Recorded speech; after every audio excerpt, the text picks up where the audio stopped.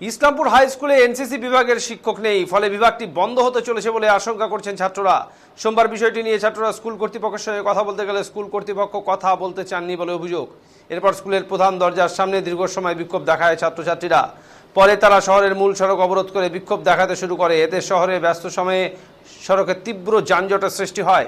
পুলিশি হস্তক্ষেপে প্রায় 15 মিনিট অবরোধ চলার পর তা উঠিয়ে নেওয়া হয়। ছাত্রদের এই পুরো কর্মসূচিতে নেতৃত্বে ছিল এসএফআই। এ বিষয়ে স্কুল কর্তৃপক্ষ জানিয়েছে, বিষয়টি নিয়ে পরিচালনা সমিতির সঙ্গে আলোচনা করে পদক্ষেপ গ্রহণ করা হবে।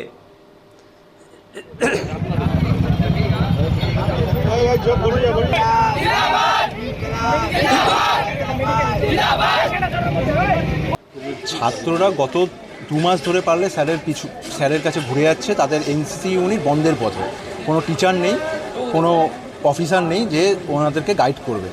তো স্কুল কর্তৃপক্ষের দায়িত্ব কেউকে ব্যাটালিয়ানে পাঠানো এবং ট্রেনিং নিয়ে এসে এবং এদেরকে ট্রেনিং দেওয়া। তো সেটা হচ্ছে না। 2 মাস ধরে ওনারা বলছে, কোনো মতে কোনো সুরাহা বের করতে পারছে না সেট স্যার, কোনো আশ্বাসও দিতে পারছে না যে কিছু একটা বের করবে, তাও করতে পারছে না। আমরা এসেছিলাম আজকে হেড স্যারের সাথে কথা বলতে, জাস্ট খালি একটা কথা বলবো আর একটা মেমোরেন্ডাম টাইপের দেওয়া, কিন্তু হেড স্যার সেটাও নিতে রাজি না এবং কোনো কথা বলতেও রাজি না। হেড স্যার 10টা মিনিট কথা বলতে রাজি না ছাত্রদের দাবি নিয়ে, না আমাদের সাথে না ছাত্রদের সাথে, কারোর সাথে না। হেড স্যার কোনো মতে কোনো কথা বলতে রাজি না। এই কারণে আমাদের এখানে অনেকক্ষণ ধরে বিক্ষোভ আন্দোলন করেছি স্যার, তারপরেও কোনো সময় কোনো মতে স্যার কথা বলতে রাজি না। তারপর ছাত্রদের রাগে তারা রোড অবরোধ করতে বাধ্য হয়েছে, তাই আজকে রোড অবরোধ হচ্ছে। আমাদের একটাই দাবি, ইসলামপুর হাই স্কুলে এনসিসি ইউনিট, এটা 45 বছর ইতিহাসের একটা জিনিস, সেটা বন্ধ হয়ে যাচ্ছে এবং স্কুলের পরিকাঠামো এটাও খুব ভয়ানক পরিস্থিতিতে আছে। আমাদের তো 3টে দাবি নিয়ে আমরা আজকে এসেছি মূলত, যে এনসিসিকে চালু রাখতে হবে, পরিকাঠামোয় উন্নয়ন করতে হবে ইসলামপুর, এবং পর্যাপ্ত টিচারের ব্যবস্থা সেটা যেন হয়, ছাত্রদের পড়াশোনার যে ক্ষতি সেটাও যেন হয়, সেটাও যেন দেখার চেষ্টা সেক্সের করে। ঘটনা উঠে গেছে, আমরা দেখতে পাচ্ছি যে আমরা সকাল 11টা থেকে দেখে যাচ্ছি 5-6 ছাত্ররা রাস্তায় বসে, বাইরে বসে, গাছতলায় বসে আড্ডা মারছিল। আমরা নিজের চোখে দেখা, আমরা কোনো ক্লাস হচ্ছে 11টা থেকে দেখছি, আমরা 11 থেকে এখানে আছি আন্দোলনে, 11 থেকে আমরা দেখছি বাইরে 5-6 ছাত্ররা বাইরে বসে আছে। তারা আমাদের হয়তো স্লোগান দেখে এখানে এসছে এবং তাদেরকে মেরে ঠেরে ভাগিয়ে দেওয়া হয়েছে, এটাই হয়েছে।